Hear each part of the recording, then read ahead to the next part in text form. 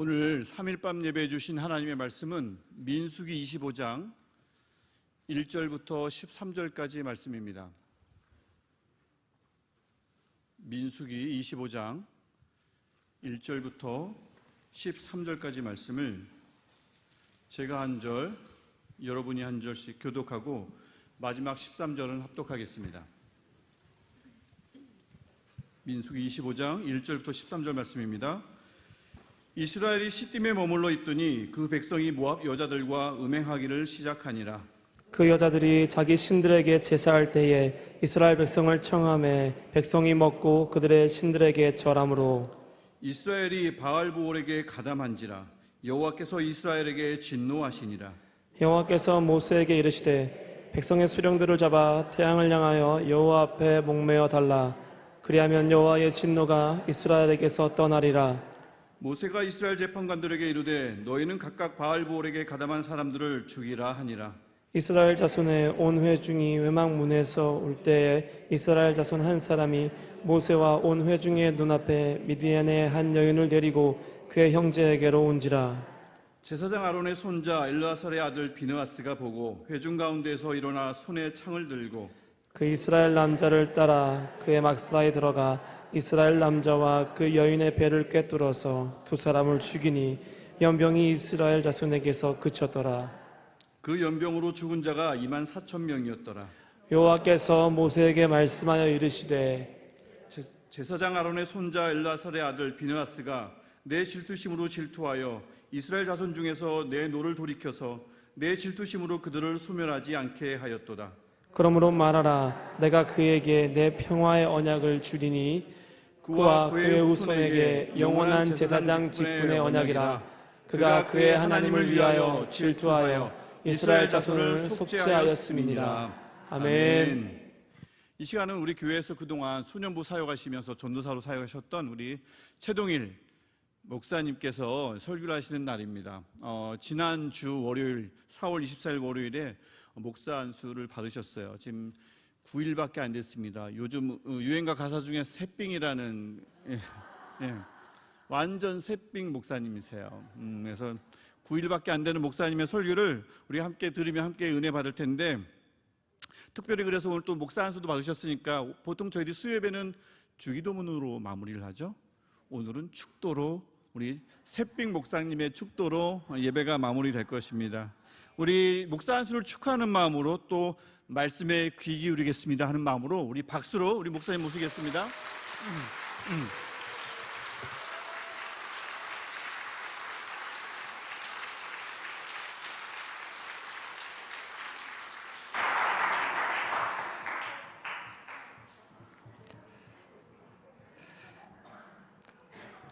네, 하나님 여호와는 소멸하는 불이시요 질투하시는 하나님이시니라. 아멘.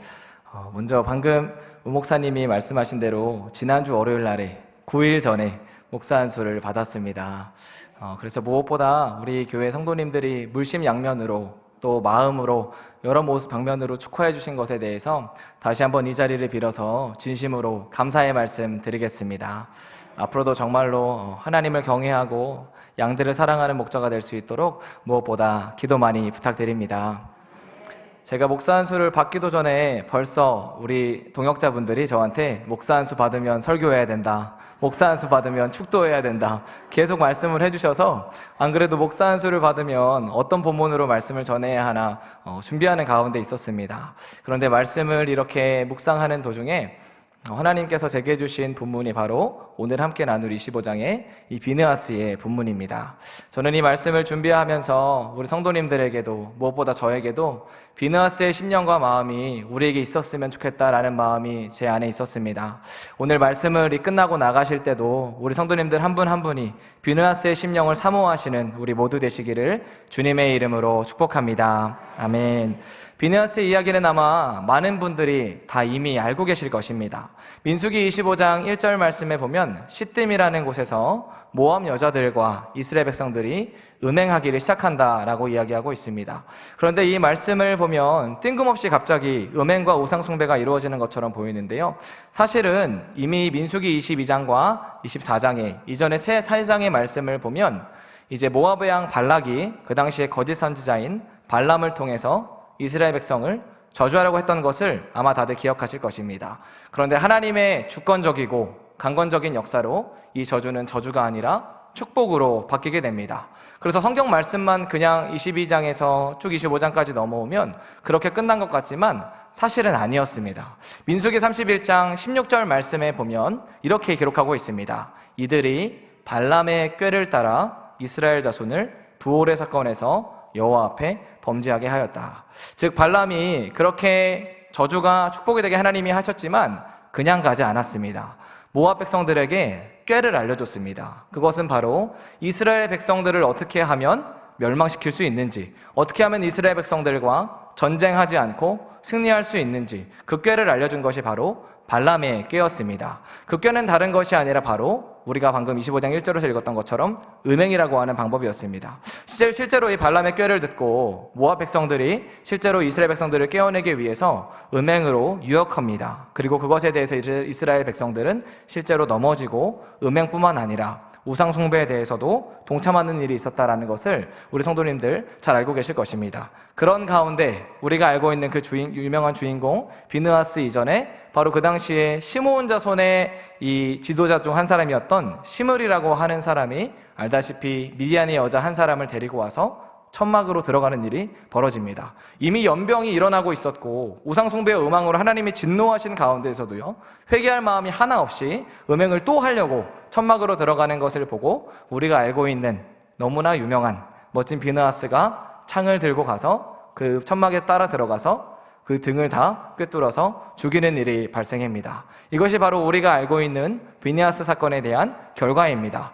그런데 저는 이번에 말씀을 묵상하면서 저에게는 요즘 늘 이런 마음을 하나님이 많이 주시는 것 같습니다. 그것은 무엇이냐면 늘 어떤 결과, 우리는 비느하스가 창을 들고 들어가서 천막에 들어가서 죽이는 결과만 봤다면 과정은 어떠했는지, 사실 우리는 늘 결과에 주목하는 경향이 있습니다. 그런데 그 과정 가운데 비느하스가 어떤 마음이었는지, 비느하스가 어떤 대가를 지불했는지를 말씀을 통해서 오늘 함께 나누기를 원합니다. 우리 사랑하는 성도님들, 오늘 비느하스가 가졌던 그 마음과 심령, 그것이 임하는 오늘 되시기를 주님의 이름으로 축복합니다. 아멘. 그 첫 번째 과정을 보기 위해서요, 민수기 25장 4절에서 5절 말씀 우리 다시 앞으로 돌아가서 한번 읽어보도록 하겠습니다. 함께 고백하겠습니다. 시작. 여호와께서 모세에게 이르시되 백성의 수령들을 잡아 태양을 향하여 여호와 앞에 목매어 달라. 그리하면 여호와의 진노가 이스라엘에게서 떠나리라. 모세가 이스라엘 재판관들에게 이르되 너희는 각각 바알부올에게 가담한 사람들을 죽이라 하니라. 아멘. 25장 4절 말씀에 보면 사실 지금 이렇게 음행으로 역병이 일어나는 가운데 하나님이 사실 분명히 먼저 명령한 것이 있었습니다. 그것은 바로 수령들을 태양을 향하여서 목매어 달라라고 하는 말씀입니다. 그렇다면 여호와의 진노가 이스라엘에게서 떠날 것이라고 이미 말씀해 주셨습니다.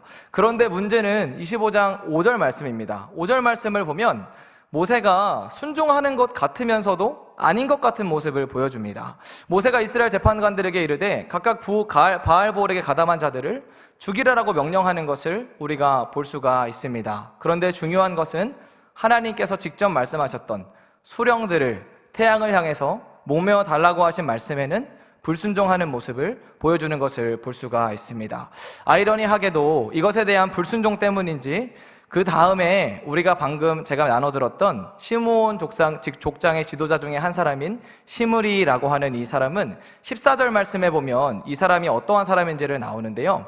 25장 14절 말씀에 보면 그 아까 말씀드렸던 고스비를 데리고 음란 행위를 하러 들어갔던 그 사람은 시므온 조상 가문 중에 한 지도자라고 말합니다. 그런데 이 지도자라고 하는 단어는요, 우리가 함께 합독했던 25장 4절에 수령이라고 하는 단어와 동일한 히브리어 단어입니다. 나시라고 하는. 만약에 모세가 그렇다면 하나님의 말씀에 온전하게 순종했다면 일어나지 않았을 일이 일어난 것이었습니다. 즉 모세가 정말 수령들을 그들 당시에 잡아서 시므온 조상의 지도자 중에 한 사람인 이 시므리도 태양에 목매어 달았다면 음행의 사건은 더 이상 벌어지지 않았을 일입니다. 그런데 모세가 왜 그랬는지는 사실 정확히 알 수는 없습니다.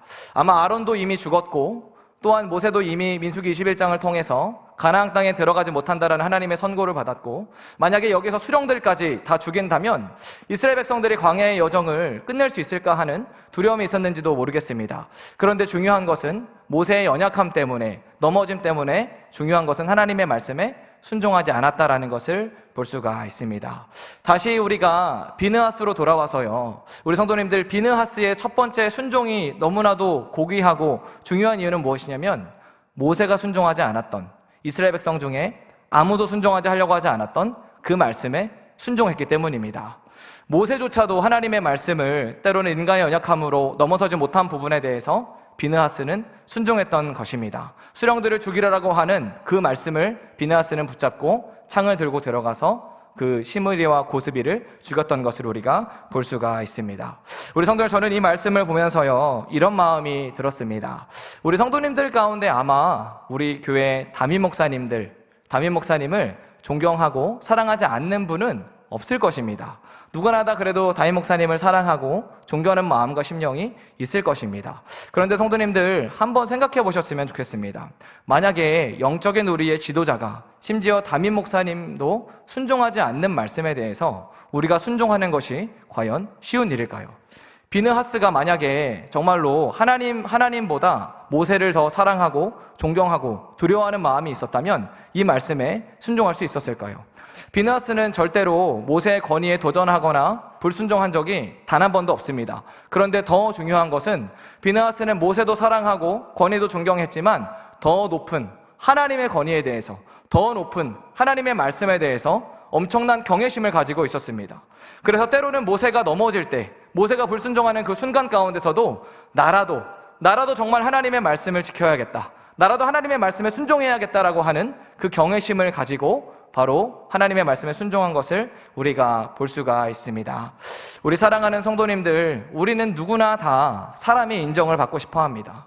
누구나 다, 이렇게 말하면 좀 그렇지만, 목회자들이나 담임 목사님의 사랑과 인정을 받고 싶어 합니다. 그런데 만약에 비느하스가 모세의 사랑과 인정만을 바랬다면 이 하나님의 말씀에 순종할 수 없었을 것입니다. 물론 모세를 사랑하고 존경했지만 그 위에 있는 건의, 하나님에 대한 건의와 말씀에 대한 경외감이 있었기 때문에, 사람을 두려워하는 것보다 하나님을 두려워하는 마음과 심령이 비느하스 가운데 있었기 때문에 이 말씀에 순종한 것을 우리가 볼 수가 있습니다. 우리 사랑하는 성도님들, 아시겠지만 한국 교회가 어려운 가운데 있습니다. 목회자들이 많이 넘어진다는 소식을 아마 우리 성도님들 들으셨을 것입니다.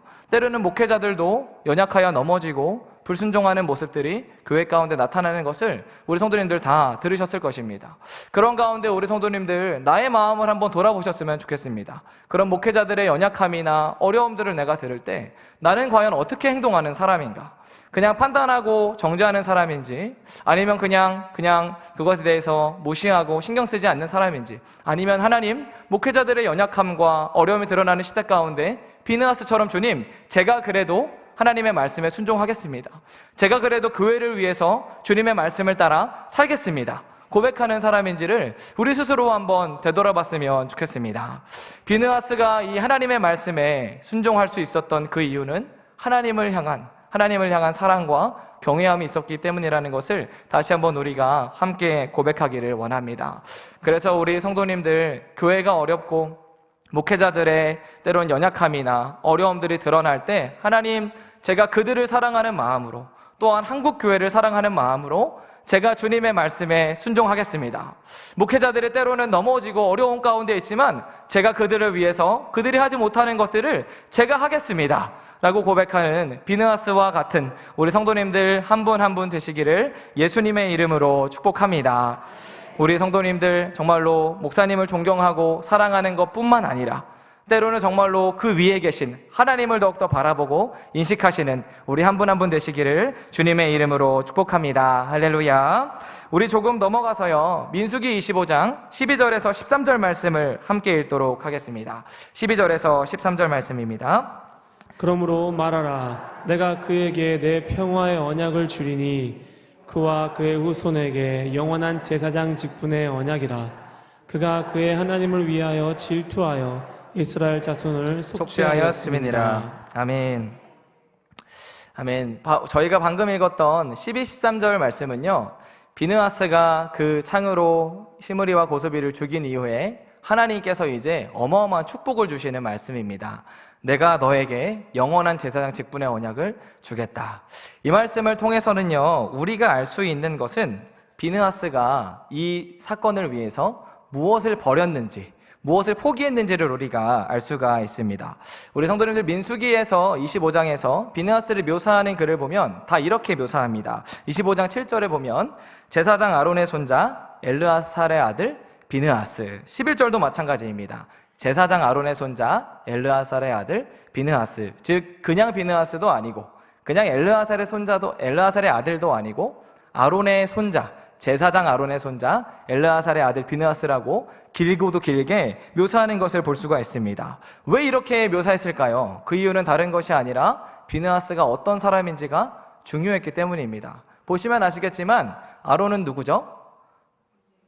대제사장입니다. 이스라엘의 레위인이 2만 명이나 있지만 그 가운데서도 영적인 지도자 딱 한 사람, 대제사장이 바로 아론입니다. 그리고 지금 이 본문에서는 이미 아론은 죽은 이후였습니다. 그래서 사실 지금 바로 비느하스의 아버지인 엘르아살이 대제사장을 담당하고 있던 때입니다. 그렇다면 지금 비느하스의 신분은 대제사장의 아들입니다. 그런 가운데서 지금 그 고스비 사건이 일어난 것을 우리가 볼 수가 있습니다. 우리 성도님들, 그런데 한번 생각해 보시기 바랍니다. 비느하스가 이 하나님의 말씀에 순종하는 것이 쉬웠을까요? 어려웠을까요? 자신의 위치는요, 대제사장의 아들입니다. 그리고 물론 하나님의 말씀에 순종하는 것이지만 살인입니다. 하나님이 살인하지 말라고 하는 계명을 어겨야 했습니다. 제가 만약에 비느하스였으면요, 이런 마음이 들었을 것 같아요. 내가 그래도 대제사장의 아들인데 내가 괜히 살인했다가 이거 순종했다가 살인자로 누명 써서 나랑 아버지 쫓겨나면 어떡하지? 내가 대제사장의 직분을 이제 곧 있으면 감당해야 되는데 그냥 가만히나 있자. 괜히 나섰다가 쓸데없이 부스럼 만들지 말고 가만히 있는 게 상책이다. 누군가는 순종하겠지라는 마음 가지고 가만히 있었을 것 같은 게 솔직히 제 마음입니다. 우리 성도님들, 그런데 비느하스는요, 그렇게 하지 않았습니다. 대제사장의 아들이라고 하는 직분을 가지고 이 직분을 버린 것입니다. 비느하스에게는 대제사장의 직분을 가지고 있는 것보다 지금 가장 중요한 것은 내 앞에 있는 하나님의 말씀에 순종하는 것이었습니다. 내 앞에 있는 하나님의 말씀에 순종하기 위해서 자신이 가지고 있는 위치와 직분에 대해서 어떠한 것도 가감없이 깨끗하게 버렸던 사람이 바로 비느하스라는 것을 볼 수가 있습니다. 우리 성도님들, 그래서 하나님께서, 그리고 예수님이 하신 말씀처럼 하나님의 나라를 위해서 생명이나 아내나 아들이나 전토를 벌인 자는 현세에 있어서 여러 배를 받는다고 하신 것처럼 하나님께서 12, 13절 말씀을 통해 영원한 제사장의 직분을 주시는 이유는 비느하스가 이 직분을 철저하게 버렸기 때문입니다. 하나님의 말씀에 순종하기 위해서 고귀하고 영광스러운 직분을 버릴 수 있는 사람이었습니다. 제가 사실 가장 은혜 받았던 부분이 이 부분입니다. 제가 아시겠지만 제가 지난주 월요일에 목사 안수를 받으면서요, 많은 분들이 물어보세요. 목사 안수를 받으면 어떤 느낌이냐, 이렇게 어떤 마음이 드냐, 이렇게 많이 물어보시는데요, 저는 사실 그런데 잘 모르겠습니다. 뭐가 사실 잘 달라지는지 솔직한 말씀으로 전혀 모르겠습니다. 그런데 제가 하나님 앞에서 기도했던 것 한 가지는 있습니다. 하나님, 제가 목회자이기 이전에 그리스도인이고 싶습니다. 제가 목사라고 하는 직분 이전에 그리스도인으로 살고 싶습니다. 그런 고백과 기도를 목사 안수를 받으면서 하나님 앞에 드렸습니다. 우리 사랑하는 성도님들, 비느하스는 가장 귀한 대제사장의 직분보다 내 앞에 있는 하나님의 말씀에 순종하기를 기뻐하는 사람이었습니다. 우리 성도님들 다 직분이 아마 있으십니다. 저도 목사라는 직분을 이제 받았고요, 장로님들, 권사님들, 집사님들 다 직분이 있습니다. 그런데 직분보다 더 중요한 것은 하나님의 말씀에 우리가 순종하며 살아가는 것인 줄 믿습니다. 우리에게 더욱더 중요한 것은 하나님의 말씀을 따라서 그리스도인이라고 하는 그 직분이 우리에게 훨씬 더 소중한 줄 믿습니다. 우리 성도님들, 그래서 때로는 우리가요, 비느하스처럼 내가 장로인데, 내가 권사인데, 내가 목사인데 라고 하는 이 말을 버리면서 하나님의 말씀에 순종해야 될 때가 있을 것입니다. 때로는 나의 직분을 버리면서까지 주님의 말씀에 순종해야 되는 낮은 자리와 겸손의 자리, 섬김의 자리로 가야 될 때가 우리 가운데 분명히 있을 것입니다. 그런데 그때 우리 성도님들, 저도 정말로 이런 말씀 드려 죄송하지만 꼴 보기 싫게 내가 목사인데, 내가 뭐 장로님인데, 내가 권사님인데, 이런 말이 아니라 언제든지 하나님의 말씀과 섬김과 겸손의 자리라면 기꺼이 가서 순종할 수 있는 그런 우리 한 사람 한 사람 되시기를 주님의 이름으로 축복합니다. 예수님도 정말로 하나님과 동등됨을 취할 것을 여기지 아니하시고 종의 형체를 입으시고 자기를 비어서 십자가에 죽기까지 복종하셨습니다. 예수님은 자신의 직분보다도 하나님의 말씀을 순종하는 것, 우리를 사랑하는 것에 집중하셨던 분입니다. 우리 성도님들 모두 직분자이십니다. 그런데 직분자라는 것보다 그리스도인이라는 것, 주님의 말씀에 순종하는 것, 그것을 귀히 여기시는 한 사람 되시기를 예수님의 이름으로 축복합니다. 아멘. 우리 마지막으로 다시 돌아와서 7절 말씀을 함께 읽어보도록 하겠습니다. 7절 말씀 함께 읽도록 하겠습니다. 제사장 아론의 손자 엘르아살의 아들 비느하스가 보고 회중 가운데서 일어나 손에 창을 들고. 아멘. 비느하스가 이제 7절 말씀에 보면 그 시므리와 고스비의 사건을 보고 창을 들었다라고 이야기를 합니다. 저는 이 말씀을 보면서요 궁금했습니다. 이 창은 도대체 누구의 것일까? 이 창은 그리고 어디서 났을까? 그런데 말씀을 계속하던 도중에요 그것이 별로 상관이 없다라는 것을 보게 되었습니다. 왜냐하면 이 창이 누구 것이었든지 간에 어디서 났든지 간에 창의 주인은 이 창을 쓰지 않았습니다. 이 창은 근데 아마 비느하스의 것은 아니었을 것입니다. 왜냐하면 대제사장의 대제사장이 창을 가질 필요는 없기 때문입니다. 아마 제가 말씀을 묵상하면서는 아마 비느하스는 어디에도 정말로 그냥 갑자기 보이는 창을 듣고 달려갔을 것 같습니다. 하나님의 거룩한 분노의 마음을 품고 달려갔을 것 같습니다. 그런데 창의 주인이 누구인지, 창의 누구인지는 아마 성경에서 기록하고 있지 않습니다. 그런데 저는 이 말씀을 보면서요 이런 마음이 들었습니다. 창의 주인은요 창은 있었지만 창을 쓸 수 있는 하나님의 심령은 없었습니다. 비느하스는 창은 없었지만 하나님의 심령이 있었습니다. 우리 성도님들, 창을 만약에 우리가 세상을 살아가는 데 있어서 나를 보호하고 전쟁에 승리하기 위한 도구입니다. 창이 있어야 전쟁에 이길 수 있고 누군가로부터 나를 지킬 수 있는 것입니다. 지금 우리가 이것을 적용하자면 때로는 이것이 우리의 무언가 재물이 될 수도 있고 내가 정말로 무언가 성취하고 도달해야 될 명예나 스펙이나 이런 것이 될 수가 있습니다. 세상에서 나를 보호하고 내가 뭔가 살아남을 수 있게 나를 도와주는 것, 그것이 바로 창입니다. 그런데 중요한 것은 아무리 창을 갈고 닦아도 하나님의 심령이 없으면 창을 쓰지 못합니다. 아무리 내가 창을 갈고 닦고 섬겨도 창을 쓸 수 있는 심령이 없다면 그 창을 사용하지 못합니다. 그런데 비느하스를 보시기 바랍니다. 비느하스는 단 한 번도 창을 가지려고 하지 않았습니다. 그런데 더 중요한 하나님의 심령이 마음이 그에게 있었습니다. 죄악이 일어나는 것을 보고 악이 만영한 것을 보면서 그것에 대해서 거룩하게 분노할 수 있는 마음과 심령이 비느하스에게는 있었습니다. 그렇기 때문에 그 심령을 가진 자에게는 어디선가 하나님께서 창을 그냥 던져주십니다. 그리고 그 창을 가지고 달려가서 찍는 것을 통하여서 이스라엘 백성들에게 연병이 그치고 하나님의 진노가 마치는 것을 보게 됩니다.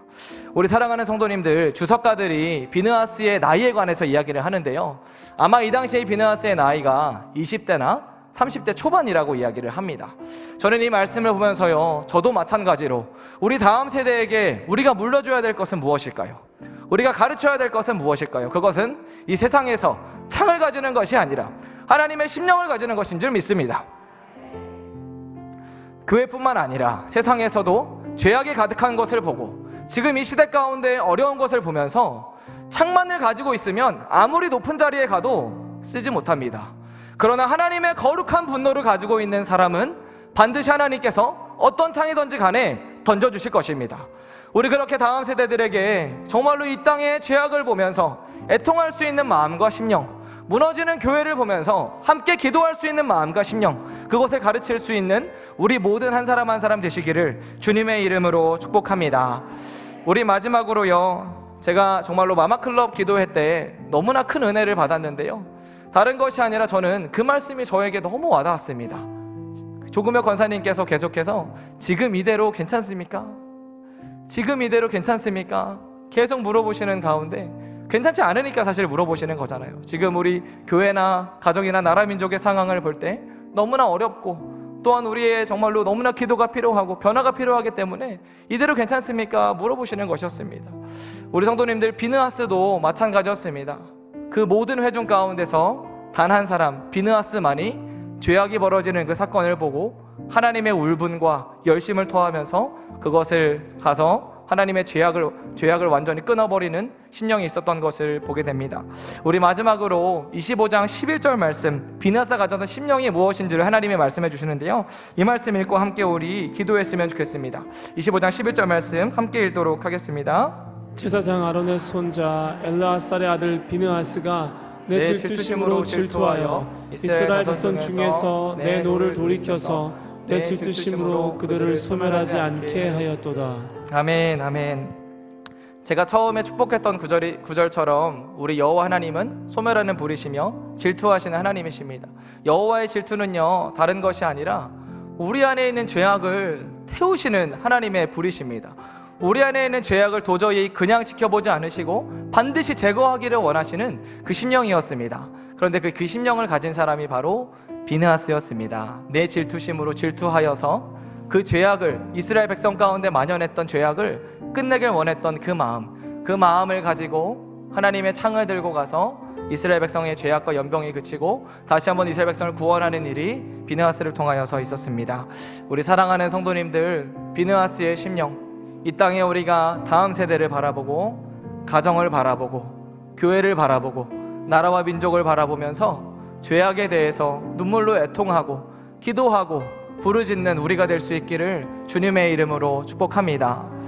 또한 우리가 분명히 비느하스처럼 많은 대가를 지불하면서까지 순종하고 행동해야 될 때가 아마 올 것이라고 분명히 생각합니다. 그때 비느하스처럼 다른 사람들처럼 가만히 있는 것이 아니라 나의 직분까지, 나의 모든 것을 버리면서까지 주님의 말씀에 순종해서 죄악을 끝내고 이 땅의 거룩함과 진리를 지켜내는 우리 모든 성도님들 되시기를 주님의 이름으로 축복합니다. 아멘. 이 시간 우리 한번 같이 기도했으면 좋겠습니다.